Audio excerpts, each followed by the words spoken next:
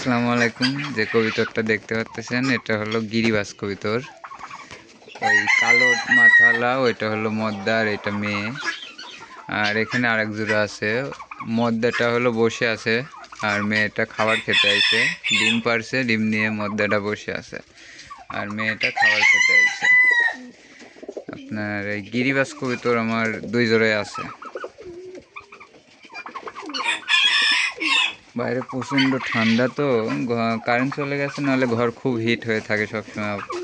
গরমের মতো রাখি 22-24 ডিগ্রি রাখি, কিন্তু কারেন্ট চলে যাওয়ার কারণে একটু শীত শীত ভাব লাগতেছে। আমি সবসময় খামারেই থাকি, কারণ খামারে অনেক গরম থাকে, অনেক ভালো লাগে। তো এই যে 2 জোড়া গিরিবাজ আর ওই পাশে 2 জোড়া আছে, ওই 2 জোড়া দেশি। দেখুন, সবাই দোয়াও করবেন কবিতরগুলোর জন্য।